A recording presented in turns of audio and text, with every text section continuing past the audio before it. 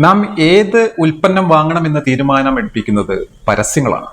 അതുപോലെ ഒരു സംഭവത്തിന്റെ അല്ലെങ്കിൽ ഒരു വാർത്തയുടെ ഏത് ഭാഗമാണ് നാം വായിക്കേണ്ടത്, മനസ്സിലാക്കേണ്ടത് എന്ന് തീരുമാനിക്കുന്നത് പത്ര-ദൃശ്യ മാധ്യമങ്ങളാണ്.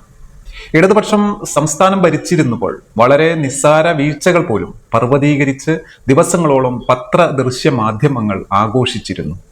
അതിന് രണ്ട് കാരണങ്ങളുണ്ട്. ഒന്ന്, കടുത്ത CPM ഇടതുപക്ഷ വിരോധം അടിസ്ഥാനമാക്കി നടത്തുന്ന പ്രൊഫഷണൽ ജേർണലിസമാണ്.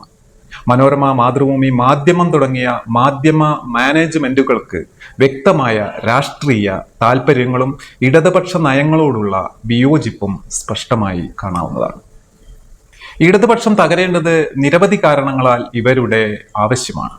രണ്ടാമത്, മലയാളത്തിലെ മിക്ക പത്ര-ദൃശ്യ മാധ്യമങ്ങളുടെയും പ്രിയപ്പെട്ട രാഷ്ട്രീയമാണ് UDF BJP. BJP കേരളത്തിൽ വളർന്നത് തന്നെ മാധ്യമങ്ങളുടെ താരാട്ടുപാട്ടിലൂടെയാണ്.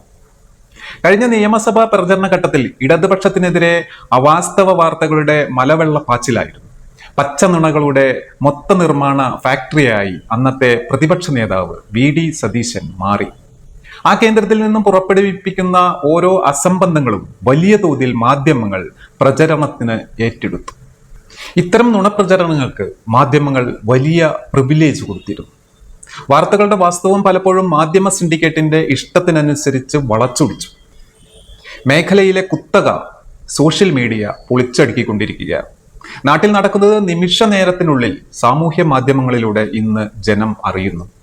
ഭരണത്തിലെത്തി ഒരു മാസത്തിനകം തന്നെ UDFന്റെയും മന്ത്രിസഭയുടെയും യഥാർത്ഥ മുഖവും ഇരട്ടത്താപ്പും അപസ്വരങ്ങളും വാർത്തയാകാതിരിക്കാൻ പരമാവധി സോ കോൾഡ് മാധ്യമ സിൻഡിക്കേറ്റ് ശ്രമിക്കുന്നുണ്ടെങ്കിലും മതേതര ജനാധിപത്യ സംവിധാനത്തിലെ സോഷ്യൽ മീഡിയ പോരാളികൾ അവയെല്ലാം തുറന്നു കാണിക്കുകയാണ്.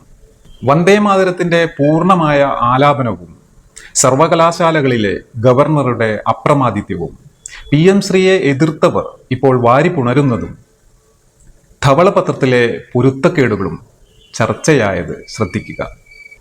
മുഖ്യധാരാ മാധ്യമങ്ങൾ നിസ്സാരവൽക്കരിച്ച മന്ത്രി സണ്ണി ജോസഫിന്റെ അളിയൻ നിയമനം രാജിയിൽ എത്തിച്ചത് പുതിയ ഉദാഹരണമാണ്.